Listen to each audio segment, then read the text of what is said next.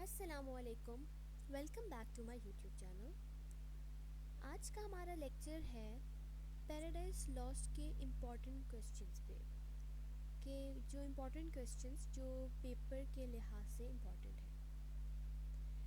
तो सबसे पहला हमारा जो क्वेश्चन आता है मोस्टली पैराडाइज लॉस्ट पे, तो वो ये आता है कि how Paradise Lost is as classical epic poem, कि आप उसको क्लासिकल एपिक पोइम कैसे कह सकते हैं, उसके कुछ पॉइंट्स बताएं। तो पहले तो हमें एपिक के बारे में पता होना चाहिए। एपिक जो होती है वो लॉन्ग नैरेटिव पोइम होती है जिसमें मोस्टली हीरोइक डीड्स के ही बारे में बात की जाती है, हीरो की क्वालिटीज़ के बारे में बात की जाती है, और ड्रामेटिक स्टोरी होती है, कैरेक्टर्स होते हैं, और it is usually long and x place in different settings, जैसे कि पैराडाइज लॉस्ट में डिफरेंट डिफरेंट सेटिंग्स थी।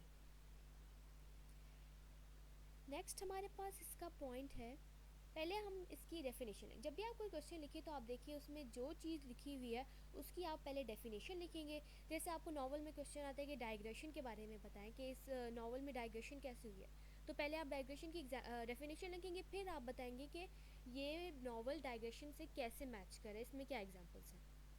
तो हमने एपिक के बाद हमने कैरेक्टर्स बताने हैं। एपिक कैरेक्टर्स के साथ कैरेक्टरिस्टिक्स के साथ कैसे लिंक है, because paradise lost also deals with one idea of theme. There is one idea, there is only one theme, that is about disobedience of God, and man's first disobedience is the first central theme. ठीक है, तो ये जो है one idea of theme epic का एक characteristics है, और यही पैराडाइज लॉस्ट में है कि ये वन सेंट्रल थीम है और यही बुक 9 तक चलता रहेगा। एपिक जो होती है वो लॉन्ग सीरियस पोइम होती है, जैसे कि पैराडाइज लॉस्ट है the first version, then the second version, और फिर टोटल बुक 9। ठीक है, तो ये एक लॉन्ग और सीरियस पोइम है। Then epic usually starts with invocation to muse, as the Paradise Lost starts with invocation to muse. But his muse is different from others, as I told you in the poem, कि जब वो muse को पुकार रहा था तो वो जो म्यूज़ थे वो डिफरेंट थे जो होमर और वर्जिल बुलाते होते थे उन म्यूज़ से। तो पहले के ज़माने में वो लोग जो एपिक स्टार्ट करते होते थे तो वो इन्वोक करते होते थे वो म्यूज़ जो कि रिजाइड करते होते थे एलियन माउंट पे, जैसे मैंने आपको पोइम में बताया था। तो इसका थर्ड भी ये पॉइंट इसके साथ मैच हो रहा है। अब आते हैं लैंग्वेज।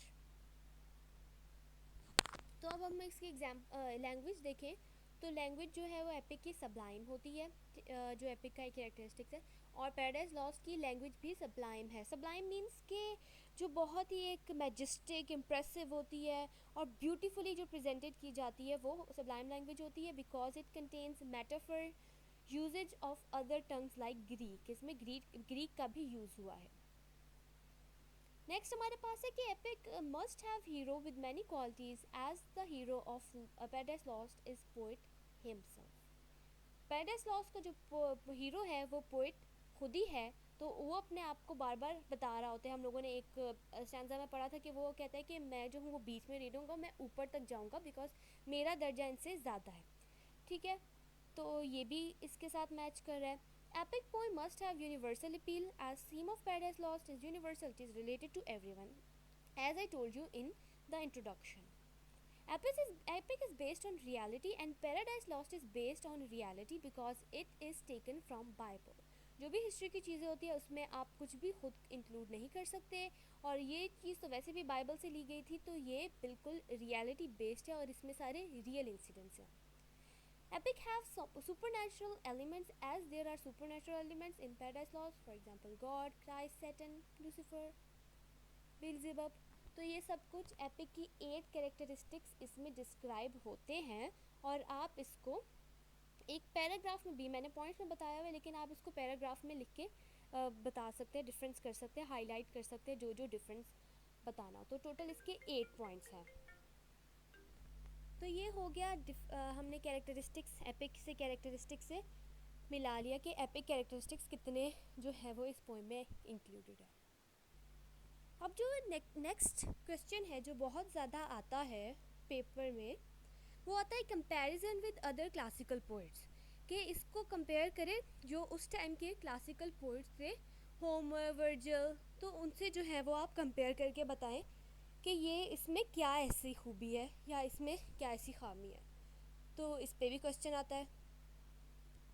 तो आपने स्टार्ट कैसे करना है, उनको नेम लेके स्टार्ट करना है कि Homer, Iliad, Virgil, Aeneid were great epic poets of that time. Milton tried to stud out all the classical epics and he succeeded, as he himself declared this in the first 26 lines of Paradise Lost. हम जब Paradise Lost पढ़ रहे थे तो उसमें उसने clear किया था कि हाँ, मेरा दर्जा इनसे ज़्यादा है, क्योंकि जो उसने लिखा है वो बिल्कुल अभी तक टॉपिक किसी ने यूज़ ही नहीं किया, वो बिल्कुल डिफरेंट और बहुत टफेस्ट सब्जेक्ट है. तो as Homer, Iliad, Virgil and Aeneid had written down the journey of heroic man, but Milton had written down the terrible journey of all men, the result of humankind's disobedience, and he did to justify God's mysterious plan. Homer and Virgil describe great war between men, but Milton described the battle between God, Satan, good and evil. तो इस वजह से उसका दर्जा बाकी poets से ज़्यादा था. और जो एक और क्वेश्चन है जो बहुत आता है वो ये है कि importance of first 26 lines, because first 26 lines बहुत इंपॉर्टेंट है, तो इस पर क्वेश्चन लाजमी आता है. आपने स्टार्ट करना इंट्रोडक्शन से कि पैराडाइज लॉस्ट जो है वो एपिक पोएम है, और man's fallen, how they came to paradise, how they came to lost paradise. Then blank verse कैसे है, और कब पब्लिश हुई थी, सेकंड वर्जन कब पब्लिश हुआ था, सब्जेक्ट मैटर क्या है. और देन आपने स्टार्ट करना है थीम के बारे में बता के, फिर आपने कहना है कि Adam's refusing and the whole poem is related to that disobedience and consequences that follow such as loss of Eden.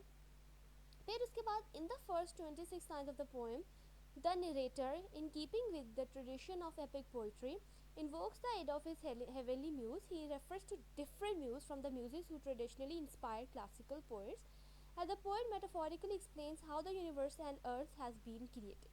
तो इसमें बता रहे हैं कि आपने बताना है कि जो बिल्कुल स्टार्ट में जो इन्वोक करता है जॉन मिल्टन, वो हेवनली म्यूज़ बहुत बिल्कुल डिफरेंट है बाकियों के म्यूज़िक से जो होमर एंड वर्जिल अपने पोइम में इन्वोक करते होते. And more importantly, in first 26 line, the poet is justifying the ways of God to men, and he wants to show his fellow men that the fall of humankind into sin and then death was part of God's greater plan.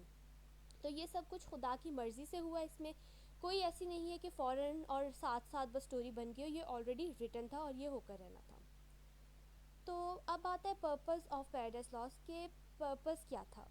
Purpose था Paradise Lost का कि Paradise Lost is eternal providence, justification of God to man, and he wanted to explain what was in unclear in the Bible regarding the fall to make it more understandable.